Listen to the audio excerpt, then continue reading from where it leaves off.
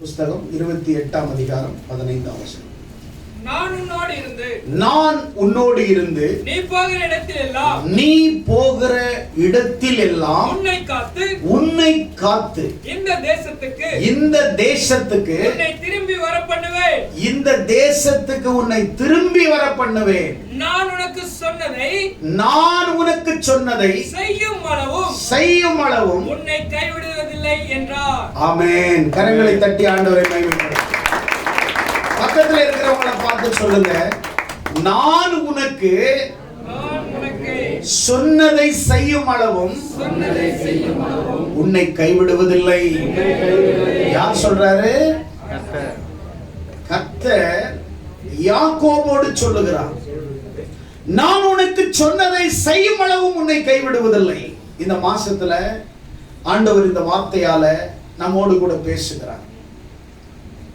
ஏன் தேவன் இந்த வாக்குத்தத்தத்தை யாக்கோபிடத்திலே பேசுகிறார்? எந்த சூழலிலே ஆண்டவர் இந்த வாக்குத்தத்தத்தை யாக்கோபுக்கு கொடுக்கிறார் என்றால், இந்த யாக்கோபும் ஏசாவும் இரட்டை பிள்ளைகள். ஒரே நேரத்தில் ஒரே தாயின் வயிற்றில அவங்க இரட்டையர்களாய் பிறந்த சகோதரர்கள். ஏசா ஃபர்ஸ்ட் ஒரு நிமிஷத்துக்கு முன்னாடி பிறக்கிறாரு. அவருடைய காலை பிடிச்சுக்கிட்டு சல்லுன்னு யாக்கோபு இரண்டாவது பிறக்கிறார். ஒரு நிமிஷம் தான் வித்தியாசம். ரெண்டு பேருமே இரட்டை சகோதரர்கள். ஆனால் ஏசாவை யாக்கோபு 2 முறை ஏமாத்துறார். 2 முறை யாக்கோபு தன்னுடைய மூத்த சகோதரன் ஏசாவை 2 முறை ஏமாற்றுகிறார். ஒன்று, பசியோடு களைப்போடு ஏசா அவன் திரும்பி வரும் பொழுது கூழ் காய்ச்சிட்டு இருக்கிறாரு யாக்கோபு. அப்போ அவர் கேட்கிறாரு, எனக்கு கூழ கொடு, உன் சேஷ்ட புத்திர பாகத்தை எனக்கு கொடுத்து விடு.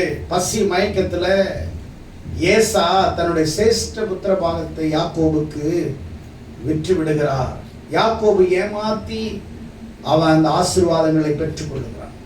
2வது முறை ஈசாக்கு ஏசாவிடத்திலே கூப்பிட்டு சொல்றாரு, மகனே, நான் வயதாகி விட்டது, எனக்கு கண்கள் எல்லாம் எனக்கு மங்கி போய் விட்டது.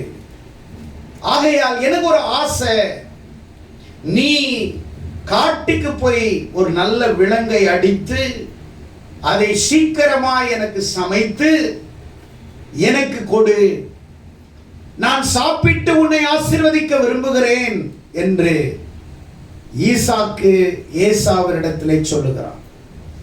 இத ரெபெக்கா கேட்டுக்கிட்டே இருக்கிறா.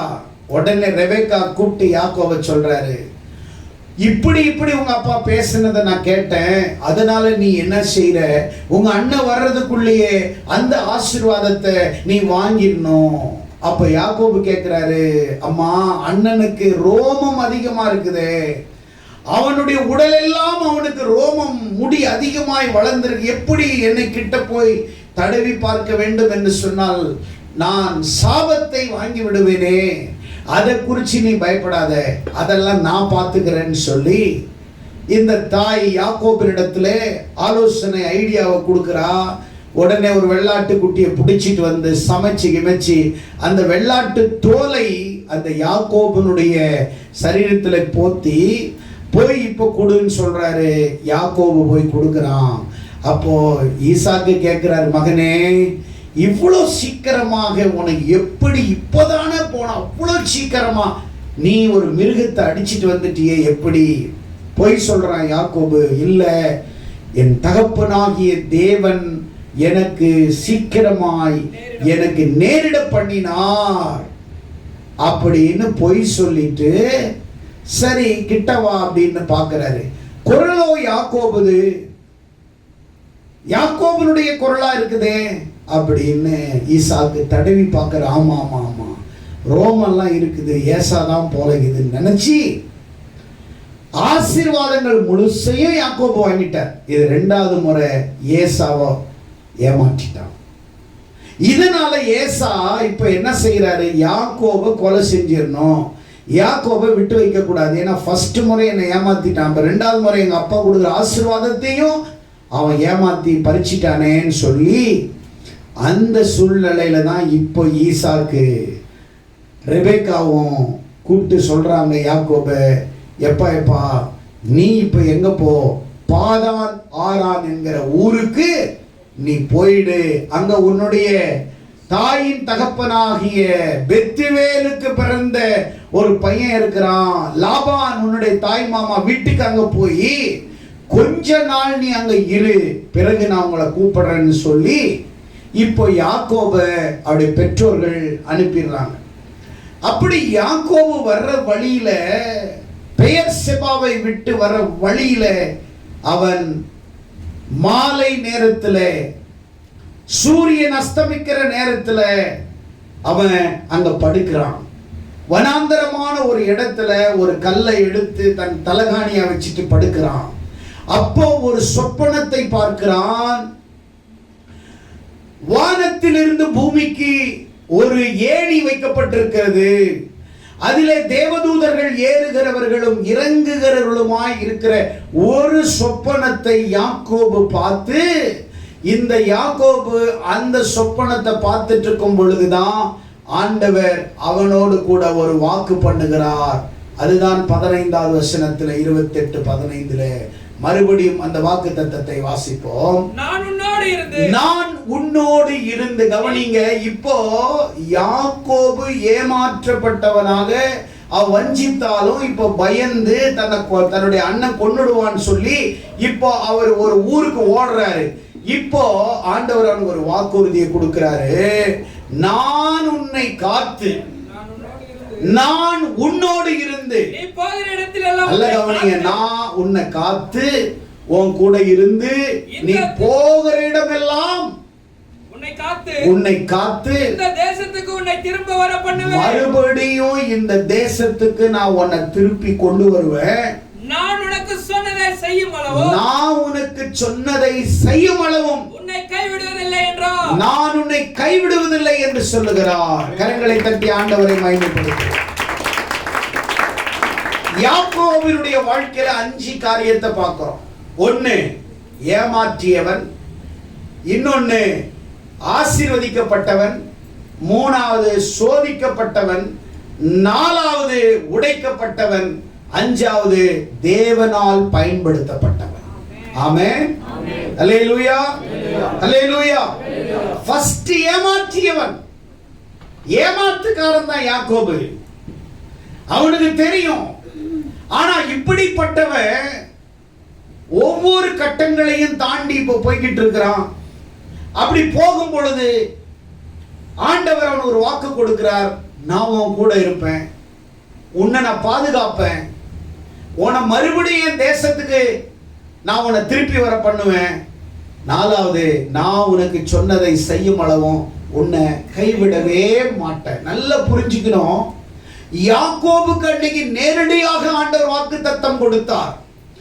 இன்றைக்கு உங்களுக்கும் எனக்கும் தேவன் ஆயிரக்கணக்கான வாக்குத்தத்தங்களை வேதத்தின் வாயிலாக, வேதத்தை படிக்கிற உங்களிடத்திலே தேவன் இன்றைக்கும் யாக்கோபுக்கு கொடுத்த வாக்குத்தத்தத்தை விட மேலான வாக்குத்தத்தத்தை ஆண்டவர் வேதத்தின் வாயிலாக, பரிசுத்த ஆவியானவர் வேதத்தை வாசிக்கும் பொழுது, வேதத்தை நேசிக்கும் பொழுது, தேவனுக்கு முன்பாக பயபக்தியோடு வாழும் பொழுது, தேவனுக்கு அஞ்சி நடக்கும் பொழுது அநேக வாக்குத்தத்தங்களை கர்த்தர் நம்மிடத்திலே அவர் பேசுகிறவராய், வாக்குத்தத்தம் பண்ணினவர், உண்மை உள்ளவராய் காணப்படுகிறார்.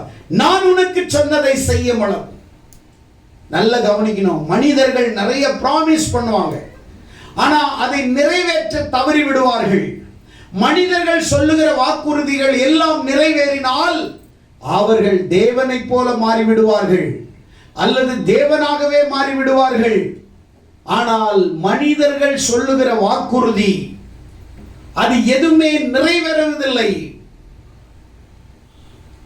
God is not human being. தேவன் மனிதன் அல்ல. தேவன் ஒரு மனிதனுடைய சுபாவம் உடையவர் அல்ல. அப்போ தேவன் ஒன்றை சொன்னால் 100% நிறைவேற்றி விடுவார். அது சொன்னதை செய்யும் அளவும் நிறைவேற்றுவார். அநேகருக்கு வாக்குத்தத்தத்தை கொடுத்தார்.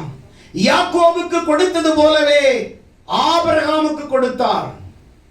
உன்னை ஆசீர்வதிக்கவே ஆசீர்வதிப்பேன். தேவன் அப்படியே ஆசீர்வதித்தார். இஸ்ரவேல் ஜனங்கள் 430 வருஷத்துக்கு அப்புறம் உங்களை விடுதலை பண்ணுவேன். கர்த்தர் விடுதலையாக்கினார்.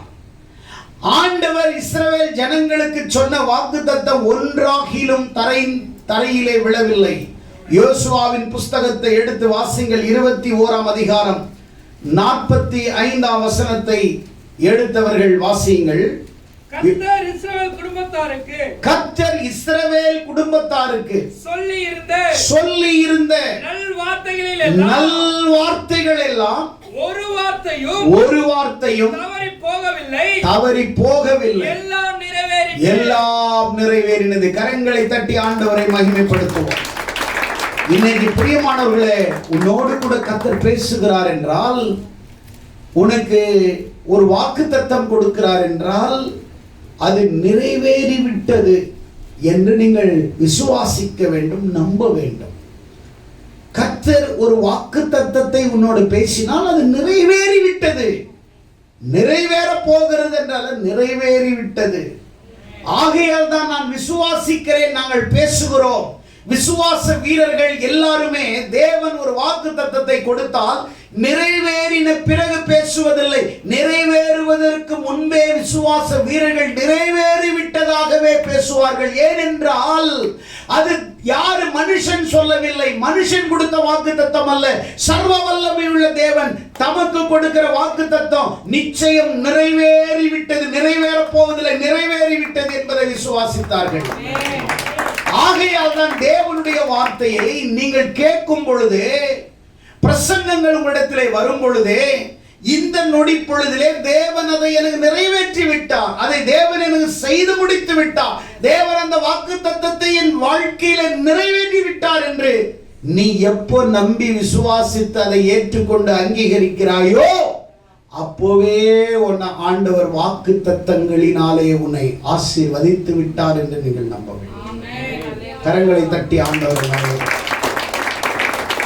அப்படியானால் இவன் ஏமாற்றியவன் தான். இப்ப ஏமாற்றியவன் பயந்து ஓடுகிறான் ஒரு இடத்திற்கு. வழியிலே கர்த்தரை அவன் சந்திக்கிறான். அவன் வாக்கு கொடுக்கிறார், நீ போகிற இடமெல்லாம் உன்னோடு இருப்பேன் என்று. இப்ப இவர் போய் ஒரு விதமா பாதான் ஆராம் என்கிற இடத்துல அவனுடைய தாய் மாமா லாவான் வீட்டுக்கு போய் கண்டுபிடிச்சு சேர்ந்துட்டார் ஆளு. அந்த மாமா வீட்டுல 2 பொண்ணு, அழகான பொண்ணு, லேயாலும் ராகேலும். பார்க்கறதுக்கு அவ்வளவு அழகு. அவளை குறித்து வேதம் வர்ணிச்சிருக்குது. இப்ப போனவரு அங்க சும்மா இல்ல. ஒரு நாள் 2 நாள்னா சும்மா சோறு போடுவாங்க. மாச கணக்கில் மாமனார் மாமா வீட்டுல இருந்தா யார் சோறு போடுவாங்க? அவங்ககிட்ட நிறைய ஆடு மாடுகள் இருந்தது. அதனால மாமா நீங்க எனக்கு ஒண்ணு, சும்மா நான் ஆடு மேய்க்கிறேன், எனக்கு நீ சம்பளத்தை கொடு. சரி நீ ஆடு மேய்ன்னு சொல்லி ஆடு மேய்ச்சிட்டே இருக்கிற. மேய்க்கும் போது ராகேல் மேல காதல் வந்தது. யாருக்கு? யாக்கோபு. உடனே லாபானுக்கு தெரிஞ்சிருச்சு, என் பிள்ளைய அவன் நேசிக்கிறான். சரி நீ என் பிள்ளைய கட்டிக்கணும்னா நீ எத்தனை வருஷம் வேலை செய்யணும்? 7 வருஷம் நீ எனக்கு வேலை செய்யணும். அவனுக்கு காதலுக்கு கண்ணு இல்லைன்னுவாங்க. அவனுக்கு காதல் வந்த உடனே 7 வருஷம் நான் செய்கிறேன் மாமான்ட்டு ராகேலுக்கு 7 வருஷம் செஞ்சு அன்னைக்கு ராத்திரி கல்யாணம் நடக்குது. நடந்து மணமகள் ஜோடிச்சு வர்றாங்க. சரின்னு சொல்லி அந்த காலத்திலெல்லாம் மணமகளுடைய முகம் வந்து மூடப்பட்டிருக்கும், துப்பட்டாவால் மூடப்பட்டிருக்கும், யாருமே பார்க்க முடியாது, யாருமே பார்க்க முடியாது. இப்பெல்லாம் பார்த்தீங்கன்னா கல்யாணத்துக்கு முன்னவே 1000 செல்ஃபி, அதுக்கு முன்னாடியே கல்யாணமே பண்ண மாதிரி போட்டோஸ். அவ்வளோ போட்டோஸ். ஆனா அப்பெல்லாம் முகம் மூடப்பட்டது. விடிஞ்சு பார்த்தா ராகேல் இல்ல, லேயாள். தலையில ஒரு இடி விழுந்துச்சு யாக்கோபு. மாமா நீங்க என்ன ஏமாத்திட்டீங்க, நான் ராகேல தானே கேட்டேன். இல்லப்பா, எங்க ஊர் வழக்கத்துல பெரியவங்க இருக்கும்போது சின்னவங்களை தர முடியாது, அதனால நான் லேயாளையும் நீ ராகேலையும் கட்டிக்கோ, இன்னும் 7 வருஷம் வேலை செய். திரும்ப 7 வருஷம் வேலை செய்யறான். 7 வருஷம் வேலை செஞ்சு அப்புறம் ராகேலையும் கல்யாணம் பண்ணிக்கிறான். கிட்டத்தட்ட 14 வருஷம். ஒரு காதலுக்காக 14 வருஷம், அவனுக்கு 14 நாள் மாதிரி தான் இருந்திருக்கு. அப்போ யாக்கோபு எவ்வளவு ஒரு காதல் மன்னனா இருந்திருப்பான் யோசிச்சு பாருங்க. அதெல்லாம் விவரிக்கல. அவனுக்கு பிடிச்சதுனால அந்த 2 பிள்ளையும் கல்யாணம் பண்ணிட்டான். 14 வருஷம் வேலை செஞ்சு. அதுக்கு அப்புறம்தான் வீட்டுல சண்டை ஆரம்பிக்குது. என்ன சண்டை? இப்போ என் வீட்டுக்கு ஓடி வந்தவன் ஒரு பொண்ணு இல்ல 2 பிள்ளையும் கல்யாணம் பண்ணிக்கிட்டான். அதனால இப்போ எப்படியாவது இவனோட தேவன் இருக்கிறாரு, சரி இப்போ நாம சம்பளத்தை மாத்திருவோம் அப்படின்னு சொல்லி யாக்கோபுடைய சம்பளத்தை அவனுடைய மாமா லாபான் 10 முறை மாற்றினாராம். சம்பளத்தை 10 முறை மாத்தினாராம். எப்படி? ஆடு மேய்க்க விட்டுட்டு, எப்பா புள்ளி புள்ளி புள்ளி புள்ளியா போடுற ஆடெல்லாம் உனக்கு கூலி, உனக்கு சொந்தம். அப்ப எப்படி ஆடு புள்ளி புள்ளியா போடும்? சரின்னு ஒத்துக்கிட்டு போய் ஆடு மேய்க்கிறான். குட்டி போடுது, எல்லாமே புள்ளி உள்ள குட்டியா போட்ட உடனே இவன் சொல்லிடுறான், இல்ல இல்ல இல்ல, இதுக்கு மேல செனையாய் போடுற ஆடுகள் எல்லாம் வரி வரியா இருக்கிறதெல்லாம் உனக்கு சொந்தம், புள்ளி புள்ளி போடுறதெல்லாம் எனக்கு சொந்தம்ன்றான். திரும்ப அவன் ஆடு மேய்ச்சி குட்டி போடுது, எல்லாம் வரி வரியா குட்டி போடுது. இப்போ யாக்கோபு சொல்றான், இப்போ வரி புள்ளி புள்ளி எல்லாம் கிடையாது, இப்போ இப்படி போடுற குட்டி எல்லாம். திரும்ப அங்க ஒண்ணு சொல்றான், கருப்பு உனக்கு சிகப்பு எனக்கு. சரி கருப்பா எல்லாம் போடுது. அப்புறம் சொல்றான், இல்ல சிகப்பு உனக்கு கருப்பு எல்லாம் சிகப்பா போடுது. ஏன்னா ஆண்டவர் அவனுக்கு கொடுத்த வாக்கு தத்தாத மாதிரி, நான் உன் கூடவே இருப்பேன். உன் மனைவி கூட உன் கூட இருக்க மாட்டாங்க, உன் மாமா கூட இருக்க மாட்டான், நான் உன் கூட இருப்பேன். இன்னைக்கு நிறைய பேர் என்ன நினைச்சுக்கிறீங்க, நம்ம கூட அம்மா இருப்பாங்க, நம்ம கூட அப்பா இருப்பாங்க, நம்ம கூட பொண்டாட்டி இருக்கும், நம்ம கூட புருஷன் இருப்பான், நம்ம கூட நம்ம படிக்க வச்ச புள்ள பெரிய கற்பனையில வச்சிருக்கிறீங்க. அவங்க எல்லாம் யாரும் கூட இருக்க மாட்டாங்க. ஒரு காலம் வரும் பொழுது அவர்கள் உங்களை மறந்து விடுவார்கள், அல்லது உங்களை விட்டு விடுவார்கள், அல்லது விட்டு தூரம் போவார்கள், அல்லது அவர்கள் உங்களை மறந்து விடுவார்கள். ஆனால் என் சர்வ வல்லமை உள்ள தேவனாகிய கர்த்தர் உங்களுக்கு கொடுக்கிற வாக்குத்தத்தம் மட்டும்தான் உங்க கூடவே பயணிக்கும். உங்க கூடவே வசனம் பயணிக்கும். உங்க கூடவே ஆண்டவர் டிராவல் பண்ணுவார். உங்க கூடவே தேவன் வருவார். நான் உன் கூடவே இருப்பேன். நீ உயிரே அப்படின்னு சொல்றவங்க எல்லாம் இன்னைக்கு உங்களை விட்டு விலகி விட்டார்கள், மறந்து விட்டார்கள். ஏன்னா அவர்கள் மனிதர்கள், இறைவன் கிடையாது, இறைவன் மனிதர் கிடையாது. ஏனென்றால் எண்ணாக 23ஆம் அதிகாரத்தில் 19வது வசனத்தில் வாசிக்கும் பொழுது, அவர் பொய் சொல்ல மனுஷன் அல்ல, அவர் மனம் மாற மனு புத்திரன் அல்ல, அவர் சொல்லியும் செய்யார். God is God.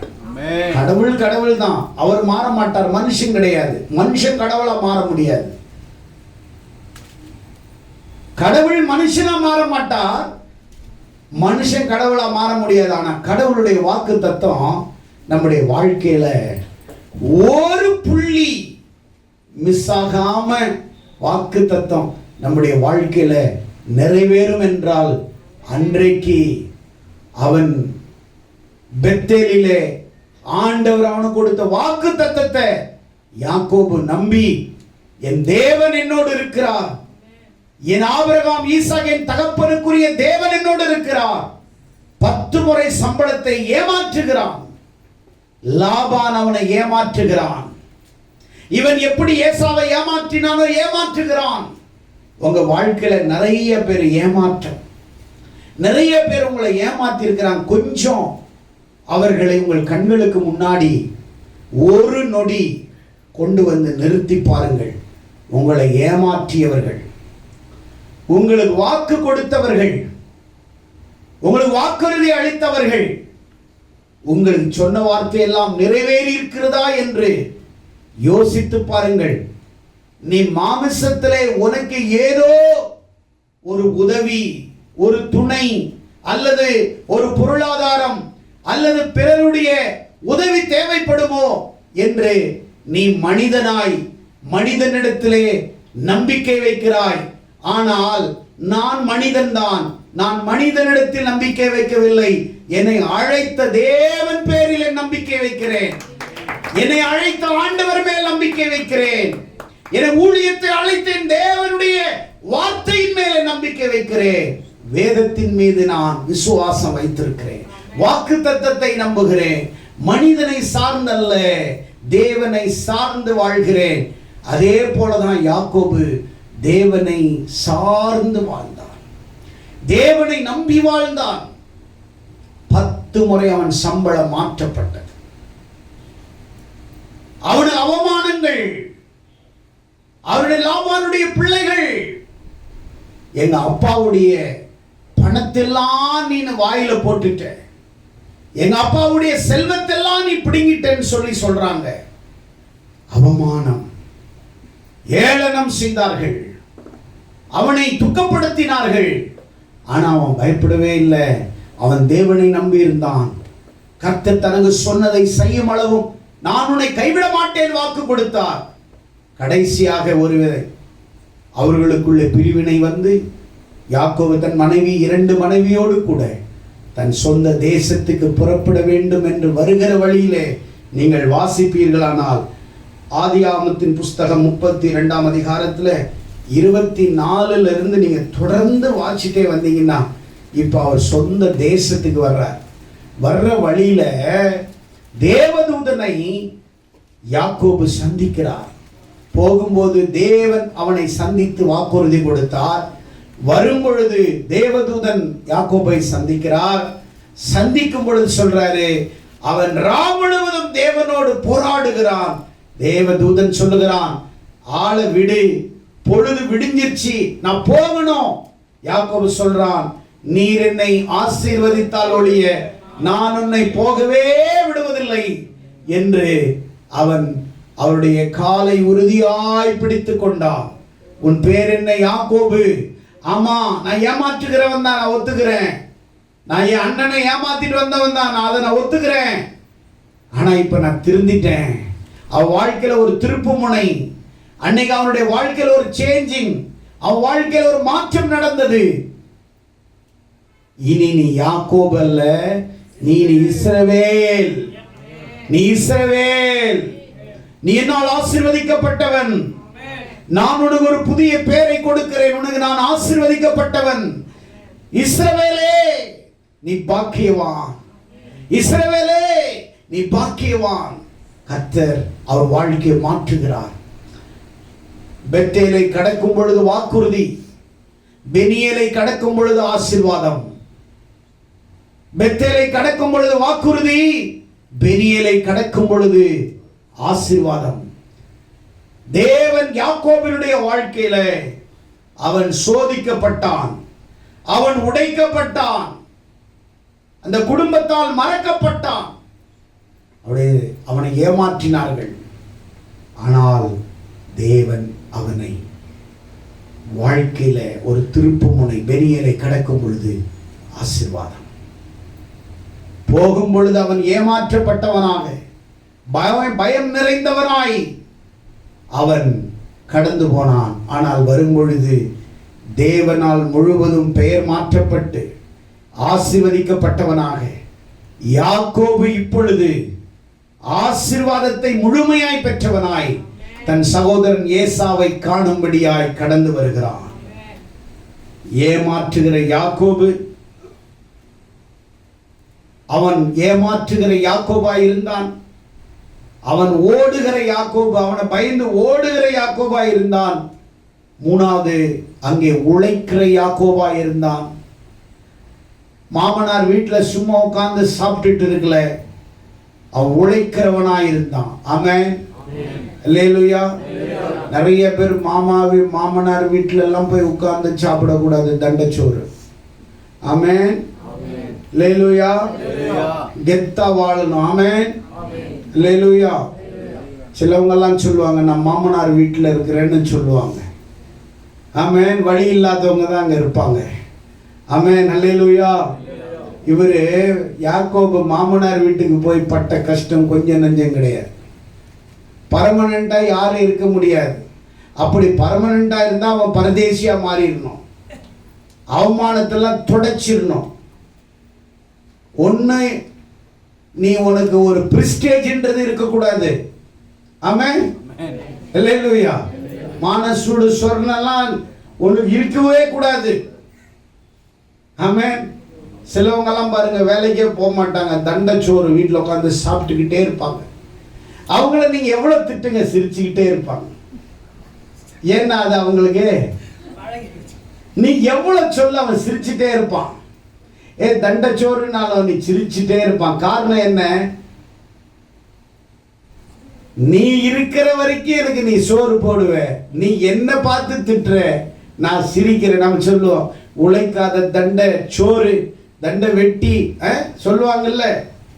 எங்க வாத்தியார் ஒருத்தர் சொல்லுவாரு, ஆப்பிரிக்கா முண்டமே நீ பிறந்தது தண்டமேன்னுவார். எங்க ஸ்கூல்ல அப்படிதான் திட்டுவார் எங்க தமிழ் வாத்தியார். நீ பிறந்ததே தண்டம், ஒரு மார்க்கும் எடுக்க மாட்டேங்கிற, வந்து உங்க அம்மா சேர்த்து விட்டுட்டு போயிடுச்சு, 100க்கு 1 மார்க் தான் எடுக்கிற. நிறைய பேர் அம்மா அப்பாவை ஏமாத்திட்டு உட்காந்துட்டு இருப்பாங்க. உழைப்பே அவங்களுக்கு தெரியாது. கேட்டா 1000 சாக்கு சொல்லுவான்.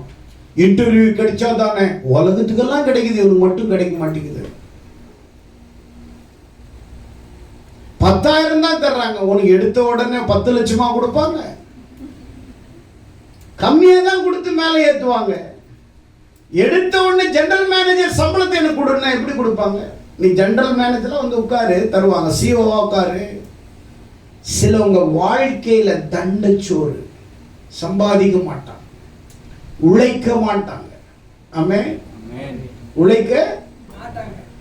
கேட்டா சொல்லுவாங்க, எங்களுக்கு கஷ்டமா இருக்குது, உழைக்கணும்னு கஷ்டமா இருக்குது. பைபிள் சொல்லுது, நீ வேலை செய்யலைன்னா சாப்பிடாதன்னு சொல்லுது. பைபிள் சொல்லுது, பவுல் சொல்றாரு, நான் சொல்லலை. நீ வேலை செய்யலைன்னா சாப்பிடக்கூடாது, உழைச்சி சாப்பிடணும். உழைச்சி சாப்பிடுறவனை போய் பாரு, நல்ல உழைக்கிறவனுடைய முகத்தை பாரு.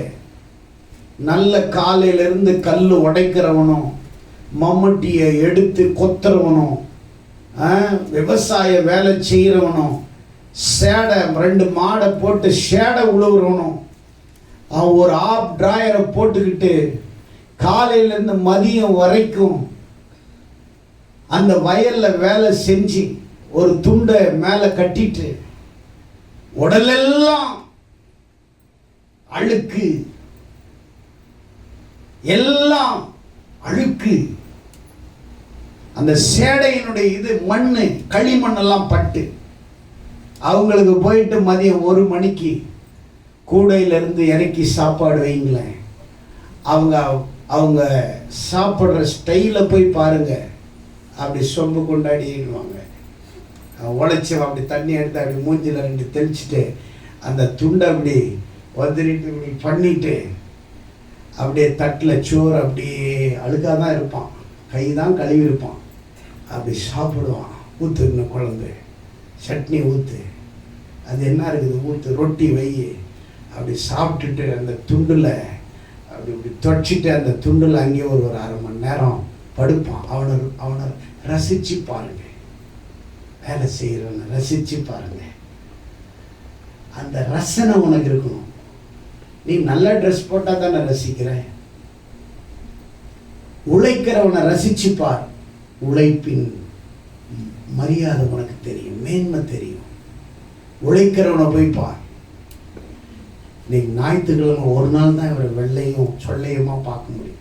நாளைக்கு கம்பெனியில் போய் அவர்கிட்டயே கண்ணன் சார் இருக்கிறார், நான் தான் அப்படிங்கிற மூஞ்செல்லாம் பவுடர் இருக்கும். சண்டே ஒரு நாள் தான் இப்படி வர்றாரு, அங்கே பார்த்தா மூஞ்செல்லாம் பவுடர் இருக்கும். கையெல்லாம் எப்போ பார்த்தாலும் சின்ன பையன் மாதிரியே அழுது வச்சுக்கிட்டே நிற்பார். சுத்தமாகவே இருக்காது. இங்கெல்லாம் தடவிட்டு கிரீஸ்னா. ஆனால் அவங்க உழைப்பை பாருங்க, அழகா தெரிவாங்க. உழைக்கிறவங்கள பாருங்க, அழகா தெரிவாங்க. சிலவங்கெல்லாம் வேலைக்கு போவாங்க, முடியலன்னு வீட்டுக்கு வந்துடுவாங்க. கேட்டால் சொல்லுவாங்க, டயர்டாக இருந்துச்சு. அடுத்த நாள் வேலையில் விடு, டயர்டாக இருந்துச்சு. அடுத்த நாள் வேலை விடு, தலை வலிக்கிற மாதிரி இருந்துச்சு. என்னைக்கு தான் உனக்கு உடல் சரியாகும்? உனக்கு என்னைக்கு தான் நீ நல்லா இருப்ப? யாக்கோபு உழைத்தான். 2 பெண்ணுக்காக 14 ஆண்டுகள் உழைத்தான். அவனுக்கு 12 பிள்ளைகள் கடவுள் கொடுத்தார். பார்த்தாரு, யாக்கோப பார்த்துட்டு லாபான் பட்டிருப்பான் பார், வாயும் வயிற்றுலையும் அடிச்சிருப்பான். அட்ட பாவி, அண்ணனை ஏமாத்திட்டு வந்து என்னையும் தட்டிட்டாயா, 2 பொண்ணையும் ஏமாத்தி தூக்கிட்டாங்க. மூத்த பொண்ணையும் அடிச்சுட்டா, 2ஆம் பொண்ணையும் அடிச்சு. சரி, ஆடு மாடுகளை மேய்க்க விட்டா, அவனுக்கு தான் குட்டி போடு. கட்சியில பாக்குற எனக்கு ஒரே ஒரு பிள்ளை, இவனுக்கு வசனம் 12 பெத்துட்டான் பாரு. யாக்கோபுக்கு குழந்தையா குழந்தை, 12 பசங்க ஒரு பொண்ணு. அந்த ஊரே யாக்கோபுனுடைய ஊர் மாதிரி ஆயிடுச்சு. 12 பசங்க, ஜே ஜே ஜே ஜே, 2 மனைவி.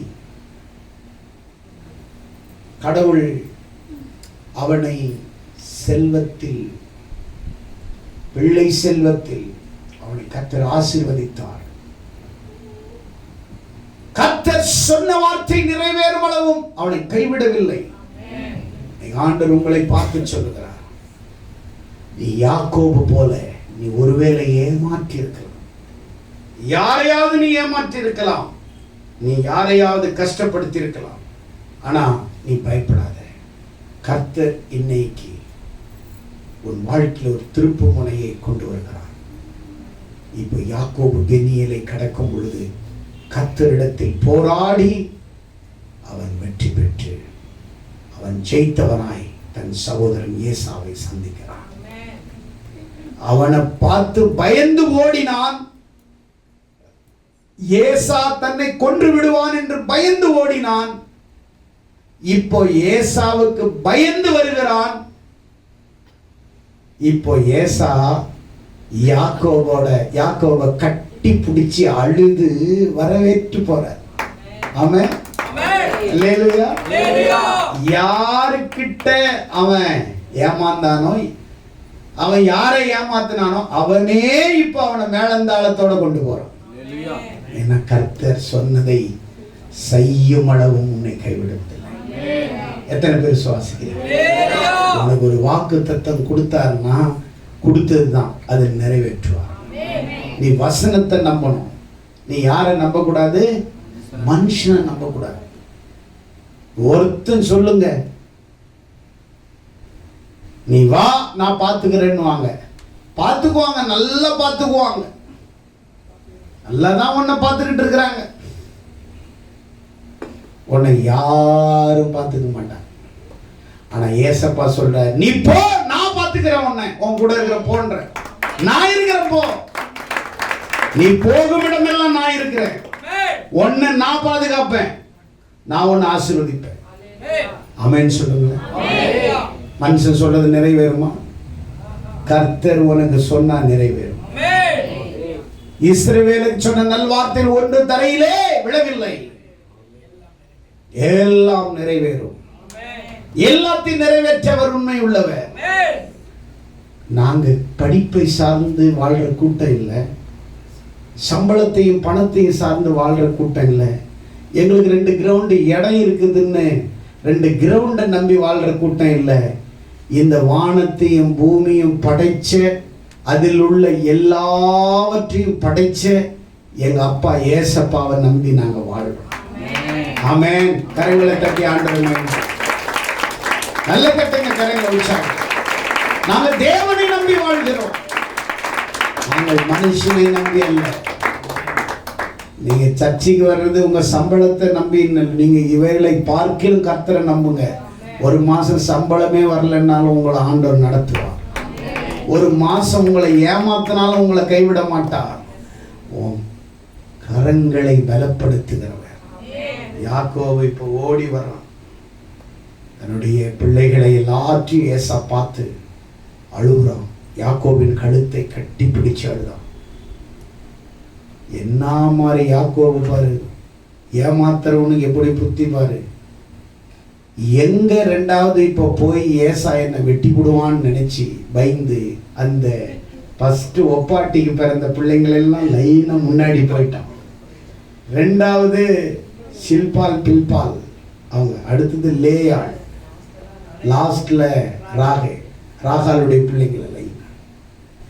இந்த பிள்ளைங்க செத்தாலும் நான் கட்டின சொந்த பொண்டாட்டி பசங்க சாகக்கூடாது, லைனா அனுப்புறான். எல்லாம் சும்மா படிக்கட்டு மாதிரி போகுதுங்க. 4 யாருங்கடா நீங்க? நான் சித்தப்பா, நல்லா இருக்கிறீங்களா? யாருடா சித்தப்பான்றீங்க? பெரியப்பா நல்லா இருக்கிறீங்களா? உன் தம்பி பசங்க தான் நாங்க. குழந்தைங்களெல்லாம் பார்த்த உடனே எவ்வளோ பெரிய காட்டு மிராண்டி ஆனாலும் குழந்தைய பார்த்தா மாறிடுவான். கரெக்டா இல்லையா? கரெக்டா இல்லையா? நீங்க சண்டை போட்டு பாருங்க, நடுவில் இருந்து 1.5 வயசு குழந்தை நடுவில் வந்துச்சுன்னா சண்டை போடுவீங்க. என்ன பண்ணுவீங்க? அந்த பெரிய பூகம்பம் அப்படியே அமைதியாயிடும். அதுக்கு தான் இந்த சண்டை நடக்கும்போது அந்த சின்ன பசங்களை தேடுவாங்க உள்ள விடுறதுக்கு, அது எப்படியாவது நிறுத்தணும்னு. அவங்க சமாதான தூதர்கள் மாதிரி. 2 கண்ட்ரியும் அடிச்சிக்க கூடாது, நடுவில் அவங்க ஒரு சமாதான தூதன் மாதிரி அந்த குழந்தைங்களை பயன்படுத்துறோம். இவங்க 2 பேசலைன்னாலும் அந்த பையனை விட்டு காசு வாங்கிட்டு வா, காய்கறி வாங்கணும், போறாரு இல்லை போ போ கூட போய் வாங்கிட்டு வா. அந்த பையனை வச்சு தான் வாழ்க்கையே ஓடுது, இவங்களுக்கு லைஃபே ஓடுது. இது மாதிரி அவர் பிளான் பண்ணி எல்லாரையும் அனுப்புறாரு. ஏசா யாக்கோபை கட்டி பிடிச்சி அழுது அவனை மேலந்தாளத்தோட கொண்டு போறான். நான் சொல்றேன், நீ ஏமாற்றப்பட்டவன், நீ நொறுக்கப்பட்டவனா இருக்கலாம், உடைக்கப்பட்டவனா இருக்கலாம். உன்னை பல முறை உன்னை ஏமாத்தின ஜனங்க மத்தியில நீ பயப்படாத. ஆண்டவர் உனக்கு சொன்ன வாக்குத்தத்தம், உனக்கு சொன்னதை செய்யும் அளவு அவர் உன்னை கைவிடுவதில்லை. அவர் இன்னும் உன்னை விட்டு விலகுவதில்லை. அவர் உன்னை கைவிடவே மாட்டார். கையில் ரொம்ப நேரம் தட்டிடக்கூடாது. ஆண்டவர் கோச்சுக்குவார். ரொம்ப நேரம் தட்டிடக்கூடாது.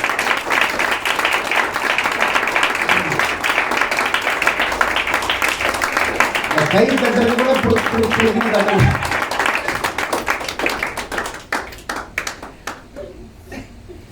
இதே மாதிரி சினிமா பார்த்தா என்ன கை தட்டு, விசில் அடிக்கிறது. சபையில் ஆண்டவர் பேசிட்டா ரொம்ப ஜோரா தட்டிடக்கூடாது. அடுத்த முறை ஆண்டவர் பேச மாட்டார். உற்று கவனிக்கணும். கை தட்டினா ஏதாவது பேசுறது ஆண்டவர் அமைதியாயிடுவார்.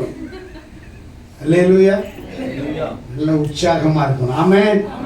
அல்லேலூயா. கை தட்டலாமா தட்டக்கூடாது? அப்படியே சந்தேகத்திலேயே இருக்காதீங்க. தட்டணும்னு நினைச்சா தட்டிடுங்க. ஒரே தட்டு தட்டிடணும். சந்தேகம் வரவே கூடாது. தட்டக்கூடாதுன்னா அமைதியா இருக்கணும். இல்லையா? அதுலேயும் கை தட்டுறதுலேயும் நமக்கு சந்தேகம். தட்டலாமா தட்டக்கூடாதா? தட்டலாமா தட்டக்கூடாதா? உனக்கு தட்டலான்னு தோணுச்சுன்னா தட்டிடு. ஆமென். நான் சொன்னது கை தட்டுறது. யாரையாவது ஒரே தட்டா தட்டிடாதீங்க. அந்த மீனிங்ல சொல்லணும். அல்லேலூயா. தட்டுறேன் இது அப்படின்ற மாதிரி இருக்குது. யாக்கோபு ஏசாவை பார்த்த உடனே, ஏசா யாக்கோபை பார்த்த உடனே 2 பேரும் அழுகுறான். பேசியிருப்பாங்க வீட்டில் போய், நான் உன்னை ஏமாத்திட்டேன்னா மன்னிச்சுக்கோங்கண்ணா, அதெல்லாம் இருக்கட்டா தம்பி, இப்போ கடவுள் நம்மளையும் நல்ல பெரிய ஆளாக தான் வச்சிருக்கிறார். என்ன மொத்த ஆசீர்வாதத்தையும் ஏமாற்றி எடுத்துகிட்டு போயிட்டேன். ஒன்றே ஒன்று தான் ஆண்டவர் கடைசியில் அப்பா என்னை ஆசீர்வச்சார். வானத்தின் பனி பெய்யும், அது எல்லாருக்கும் தான் பெய்யுது. அது மாதிரி எனக்கும் பேஞ்சிச்சு. வானத்தின் மழையால் நான் ஆசீர்வதிக்கப்பட்டேன். எல்லா ஆசீர்வாதத்தையும் வாங்கிட்டு போயிட்டா தம்பி அப்படின்னு ஏசா சொல்லியிருப்பான். அண்ணா இப்போ கொஞ்சம் எடுத்துக்கோங்க, நிறையா இருக்குது என்கிட்ட. அதெல்லாம் வேணவே வேணாம், கர்த்தர் உனக்கு கொடுத்தது உனக்கு கொடுத்தது தான். ஆமென். அல்லேலூயா, அல்லேலூயா. ஆண்டவர் சொல்றாரு, அவனோட தேவனுடைய பிரசன்ஸ் இருந்துச்சு. அவன் போகிற இடமெல்லாம் பிரசன்ஸ். ரெண்டாவது ப்ரொடெக்ஷன் இருந்துச்சு, பாதுகாப்பு இருந்துச்சு. கைடன்ஸ், மூணாவது கைடன்ஸ். நாலாவது ஃபெய்த்ஃபுல்னஸ். தேவன் அவனோட நம்பிக்கைக்குரியவராக, யாக்கோவின் நம்பிக்கைக்குரியவராக தேவன் இருந்தார். சொல்லுங்க, அவருடைய பிரசன்னம் இருந்துச்சு, அவருடைய ப்ரொடெக்ஷன் இருந்துச்சு, அவருடைய கைடன்ஸ் இருந்துச்சு, அவர் தேவன் நம்பிக்கைக்குரிய ஃபெய்த்ஃபுல்னஸ் இருந்தார். எத்தனை பேர் விசுவாசிங்க? இந்த மாசத்துல கர்த்தர் உங்களுக்கு சொன்னதை செய்யும் அளவு உங்களை கைவிடவே. எத்தனை பேர் விசுவாசிங்க? நல்ல சிரிச்சு தான் சொல்லுங்க. எத்தனை பேரை கர்த்தர் ஆசீர்வதிப்பார் நினைக்கிறீங்க? ஆமென். அல்லேலூயா. வாரம் இப்படிதான் கத்துறோம், ஒண்ணும் இல்லை பாஸ்டர், அடுத்த வாரம் இப்படிதான் வந்து கத்துவோம். ஆமென். அப்படியே பழகிட்டோம் நாங்க ஆடு மாடு மாதிரி. உண்மையாகவே கர்த்தர் நம்மளை ஆசீர்வதிக்கிறார். செய்தியின் மூலம் ஆண்டவர் ஆசீர்வதிப்பார். God bless you.